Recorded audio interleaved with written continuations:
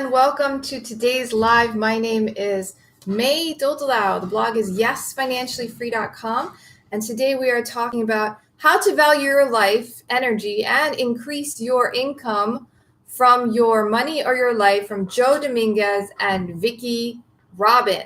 So I live in Waikiki, Honolulu, Hawaii.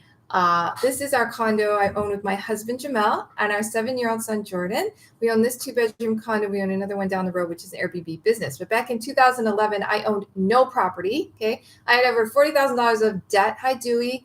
And I was working at a local job here. But in 2016, I paid off all that debt.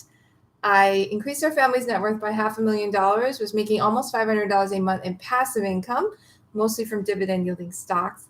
And I quit my job. So December 23rd was my last day. I'm having a celebration. If you don't know about it, check my other scopes. Step third, subscribe. If you're not on YouTube, subscribe to the YouTube channel. There's a link below for more information. But today we're going to go this great topic, how to value your life energy and increase your income from your money and your life by Joe Dominguez and Vicki Robin. So I quit my job in 2016 and I never worked a job since. Instead, I became a full-time mother, which is what I really wanted to do with my life. Part-time, I do this, which is coach clients on how to create more free time so they can do what they love instead of always working a job for money. Hi, BP0690, because that's not what we want to spend our lives doing, right? So this is the book, Your Money or Your Life, and I'm going to share with you what they say, okay? So we're going to value your life energy, maximize your income. Hi, Jack Black, welcome. Step 7 is about increasing your income by valuing the life energy you invest in your job and exchanging it for the highest pay consistent with your health and integrity. Good times, right? When you pick up your paycheck, are you really getting a fair exchange for your investment of valuable life energy? Hi, David. Thanks for the heart. The key to freedom from the making a dying world is valuing your life energy. Hi, 019, welcome. We have seen that money is just something you trade your life energy for. We have also recognized that the purpose of paid employment is getting paid.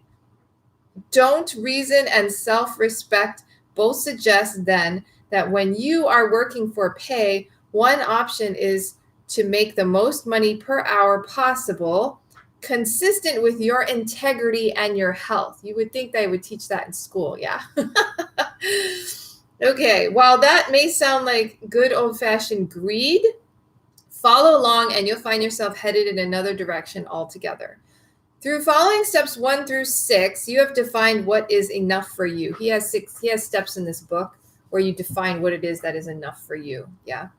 Instead of defining enough as more than I have now, thus condemning yourself to experience perpetual poverty, you are discovering that enough is far less than you imagined and well within your means. And remember, your enough will be a level of spending that evolves out of aligning your spending with your experience of fulfillment and your life's purpose and values. Enough is not the minimum amount for survival. It is the exact amount that gives you fulfillment without excess. As we pointed out in chapter 5, this enough is usually far below your income. If you are spending less money than you earn, that means you can spend less time on the job and still have enough. It's basic. If enough is $1,000 a month and you earn $10 an hour, you must work 100 hours a month and you must work 100 hours a month to meet your expenses. But if you earn $20 an hour, you must work only 50 hours a month at your paid employment. Now we're moving back toward the lifestyle human beings enjoyed before the Industrial Revolution. You could work 2 or 3 hours a day for money and spend the rest of the time doing what you want to do for relaxation, fun, self-development, human interaction, community involvement, or world service. If you choose to work more hours at your paid employment, you would do it only for good reason, since you place a high value on your life energy. You might be doing it to support someone or someone else. You might be doing it to get out of debt and experience that particular aspect of financial freedom. You might be doing it to develop savings so that you can be secure no matter what economic climate. Or you might be doing it so that you can achieve some other life goals, like going back to school or traveling around the world or even becoming financially independent. The size and intensity of your goals will determine the time and vigor you invest in the workplace. You might even be so eager to reach a financial goal that you end up working a second job joyfully. Unlike the behavior of a workaholic, however, working extra hours is now connected with and serves your purpose. Disconnecting work from wages for Rosemary Irwin meant that she could move toward pursuing other goals beyond her job. Goals that range from travel to work to writing to working on projects that might help the planet, while she enjoyed her job as an activities director at a retirement home. She didn't plan to devote her whole life to it. She saw clearly that the more she earned now, the sooner she could get on with her other goals. When she received a $10,000 inheritance from her grandmother, she immediately added that money to her FI Nest Egg, Financial Independence Nest Egg. Hi, I am RG. Welcome to the live. Rather than searching for a high-paying job with the possibility of more stress, she decided on another strategy. She got a second job working on call with a small audio tape distribution company. She got a second job, putting in several hours a week on evenings and weekends. The schedule was flexible, the people congenial, the stress minimal, and her hourly pay was just as good as what she was getting at her full-time job. Even though she's working far more than 40 hours a week, her goal keeps her energy up and her spirits high. Valuing your life energy and seeking highest pay possible has nothing to do with the more is better mentality. You don't want more money so that you can have more material possessions. You want more money so you can have enough material possessions and more life. If money equals life energy, then by increasing your income, you increase the amount of life available to you.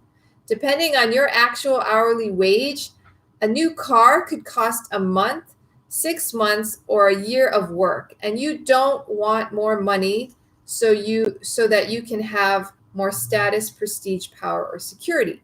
You know that money doesn't buy those things. You want more money so that you can have more freedom to be yourself without worrying about money. Likewise, you don't want more money to boost your self-esteem. You want more money as an expression of your self-esteem, of valuing your life energy. So here are some new options for paid employment. You have several creative options to explore at this point, including increasing your pay so you can work part-time, enhancing your current job, or changing jobs altogether. Higher pay is a matter of attitude. Many people are passive, even fatalistic, about the size of their earnings. They act out of a victim mentality, totally at the mercy of outside forces, the boss, the wage scale, the unemployment situation, the recession, the poor local economy, the president's economic policy, Japanese competition, and on and on. The attitude is one of, I can't find a good job, and it's because of them. They are keeping me in a low-paying job. While economic realities may at times be harsh, it is also the nature of the human mind to make real the thoughts and benefits that we hold, a fact that we should encourage great care in how we think about ourselves. If you see yourself as a victim, you may well be too busy feeling sorry for yourself to notice the many opportunities to change your dismal destiny. Think how valuing your life energy might transform your experience and performance on the job, as well as your ability to get another job should you want one. With such an attitude, every moment you spend at your paid employment is connected to your internally generated personal goals, purpose, vision, and values. Wherever you are working for yourself. You experience yourself as valuable, as responsible for the way you distribute your life energy, as someone freely choosing to give your life energy to this particular job. One important factor limiting your earning potential is attitude. Attitudes about yourself, like I'm not good enough.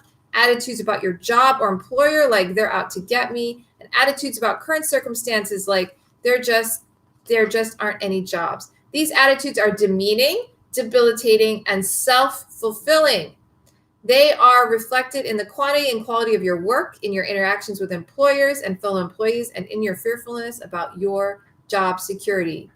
To be successful, cultivate positive attitudes of self-respect, pride in your contribution to the workplace, dedication to your job, cooperation with your employers and coworkers, desire to do the job right, personal integrity, responsibility, accountability, and do it just because you value your life energy. You value your life energy because you value life. You are committed to excellence at your job because you're committed to 100% integrity, no matter what you're doing. You'd be surprised at the degree to which job satisfaction lies in the worker and not in the work. And it just so happens that this integrity and the increased quality and productivity of your work will easily qualify you for a pay raise. You may not even need to ask for it. And here's the example. Steve West, the carpenter we met in chapter 6, found that one of the gifts of the Financial Independence Program was the chance to reconnect with his aspirations as a writer. He'd grown up in an Air Force family and had been kept moving as an adult. He finished high school in Gulfport, Mississippi, and then moved to Austin, Texas, where he employed 8 people in a remodeling business until the oil crash ripped the rig and floor out from under him. That and a divorce pared his possessions down to a van load, making step 1 very easy. And he took off. He spent a year in Massachusetts, then moved to Oregon, where he lives now. Within a year of putting the Financial Independence Program into practice, Steve had enough money saved to support himself for a year, allowing him to back away from the financial edge. He decided to try writing some stories that had been with him for years, stories based on his experiences in Mississippi in the early 1970s when he built a Baptist church with some old black carpenters.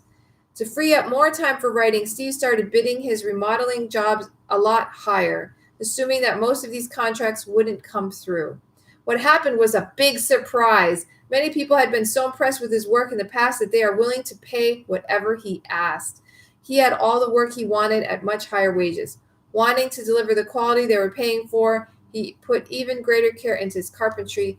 His reputation for superior craftsmanship spread, bringing in more work. His hours of paid employment went down. His income went up. His anxiety went down. His peace of mind went up. His time to write seemed boundless. He was surprised, but he wasn't going to question his good fortune, or was it his good self-esteem? Okay? All right. Thanks for being on today's live. The replay is on my blog. I'll put the link underneath this YouTube video. If you're on Periscope, just go to yesfinanciallyfree.com. You can do that now on YouTube too. It's the link in my profile on Periscope. And if you haven't already, go to yesfinanciallyfree.com. Put in your first name and email address on the right side. Hit the big red yes button, and you will get the free ebook, Working Parents Guide to Financial Freedom, sent directly to your inbox. Yeah? And do what I do. Do what you love for a living. I love being a homemaker. That is my favorite thing to do. Yeah. So that's what I do. Most of my life, energy, and force is done there. Okay. See you guys next time tomorrow. Aloha and take care. Bye. Subscribe to the channel.